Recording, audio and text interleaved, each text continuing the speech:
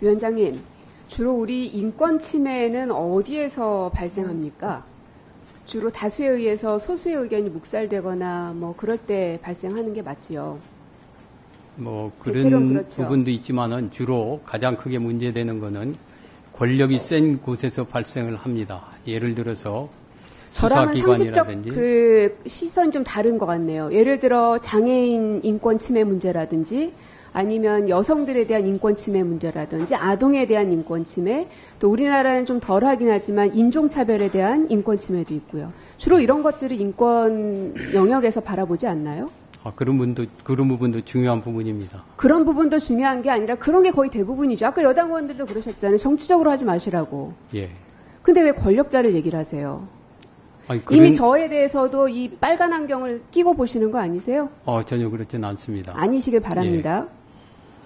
소수의 의견을 존중하라고 있는 게, 그래서 인권의 사각지대를 막으라고 있는 게 인권위원회인 거 맞죠?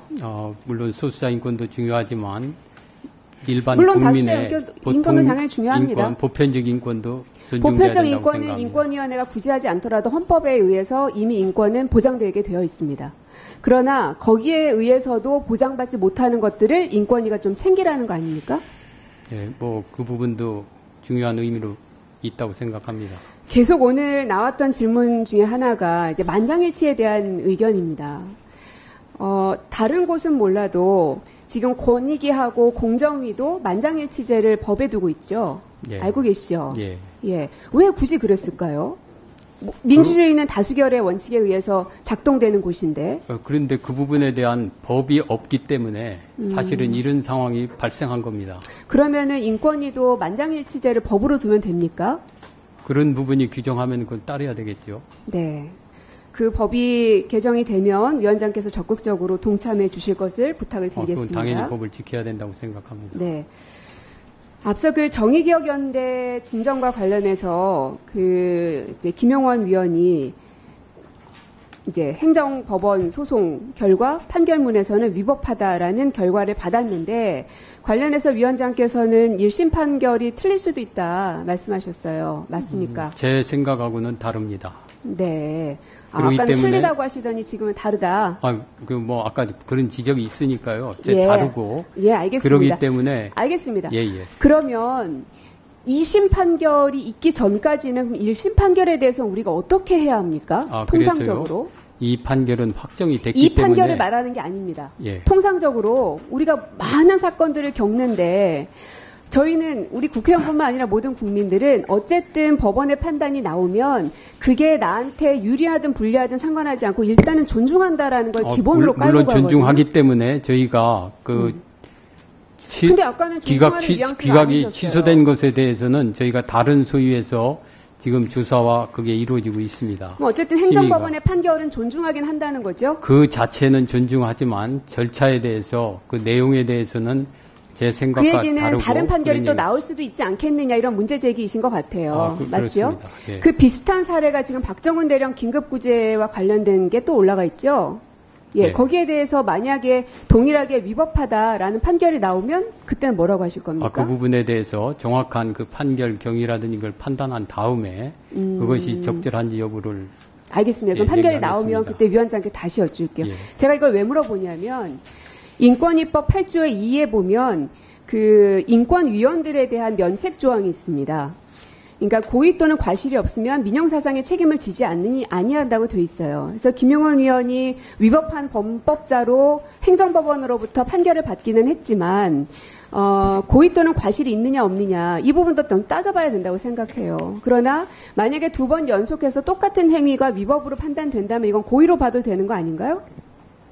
하여튼 그거는 케이스마다 우리가 하나하나 검토를 해봐야 될 것 같습니다. 아니라고 말씀 못 하시네요. 자, 그리고 이충상 위원께서 그 농성 현장에서 고공탑에서 올라가서 이제 농성하시는 분에게 인권위의 조사관이 이제 물과 이런 것들을 제공을 했는데 관련해서 이충상 의원이 뭐라고 했냐? 물과 식사를 제공할 의무가 전혀 없다. 우리 조사관에게는 그럴 권한이 없다. 사인과 사인의 인권 침해는 우리의 조사 대상이 아니다. 이렇게 말씀하셨어요. 예. 시간이 별로 없으니까 정리하면 이총상위원회 발언에 의하면 공공기관이 사회에게 하는 경우에만 해당이 되지 민간이 민간에게 하는 것은 이 인권위의 조사 대상은 아니다라는 것에 대한 의견을 묻고 또 하나는 그 조사관이 현장에서 생명이 위태로운 상황이 있을 때 바로 판단을 내리면 안 되는 건지에 대해서 인권이 지금 사건을 어떻게 돼 조사 대상은요. 인권 침해 사항에 대해서는 권력기관, 국가기관 등에 제한돼 있습니다. 단지 차별인 경우 사인 간에 있어서 인권위가 개입할 수 있는 경우는 차별의 경우에만 개입할 수 있습니다. 그래서 제가 그 부분은 구체적으로는 했지만 일단 그 각하했던 그 의견을 존중한다면 그런 것이 고려돼서 각하된 것으로 알고 있습니다. 또 하나가 뭐였죠? 그래서 시간이 늘어나는 거죠. 시간 안에 아까 다 물어봤습니다. 그 인권 침해에 의해서 목숨이 좀 위태로운 상황이 있을 때 조사관이 현장에 급파가 되지 않습니까? 예. 조사관이 그 현장에서 어떤 것을 결정할 권한이 있느냐는 지금 그런 부분에 대해서는 제가 구체적인 상황이 이제 어떻게 설정되어 있는지 모르지만은 그대로예요. 생명이 위태로운 경우에 예. 현장에서 판단할 수 있는 그런 부분에 대해서는 원칙적으로는 뭐 도와주는 것도 적절하다고 생각을 합니다. 그래서 그런 부분에 대해서는 향후 문제 여부를 검토해서 절차적인 것을 좀 한번 확립해 볼까 하는 생각을 갖습니다. 예, 수고하셨습니다. 위원장님, 네. 방금 고민정 위원께서 정인을 갖다가 위험한 범법자 운운하면서 발언권 안 모욕을 드렸습니다. 했습니다. 예. 정식으로 사과를 하게 해주십시오. 행정법원 판결에는 그런 표현이 전혀 없습니다. 옳지도 당치도 않은 표현입니다. 위험한 범법자라면 무슨 말씀을 그렇게 하십니까? 무슨 근거로 그런 말씀을 하세요? 위험한 범법자라니. 김용원 의원님. 그 잘못된 거잖아요. 김용원 의원님. 지금 국감 받으러 나오신 거예요? 아니면 싸우러 나오신 거예요? 아니 정인을 갖다가 뭐 위험한 범법자라고 그런 표현으로 모욕을 할 수가 있습니까? 자신들은 범법자라고 들으면 안 되고 아까 이총상 의원 뭐라고 그랬습니까?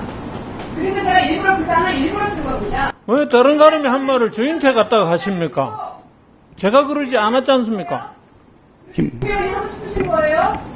그게 아니면 기관 기관으로서 인권이 있는 거지요. 주인을 갖다가 저도 인권이 있어요. 주인이 범법자라고 결정하지 않습니다. 아니. 국회는 아무거나 주는 강명구 의원님. 예, 강명구 의원님. 네.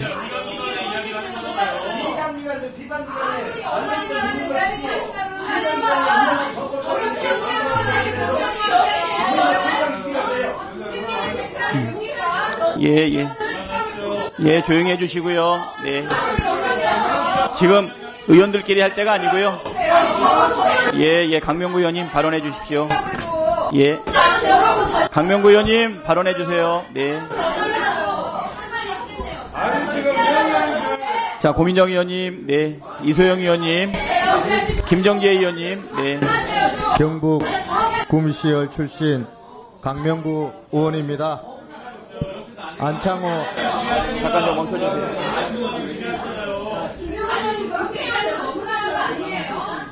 자, 강명구 의원님 질의하시겠습니다. 예, 조용히 좀 해주세요. 예, 강명구 의원님, 네. 질의해 주십시오. 네. 예.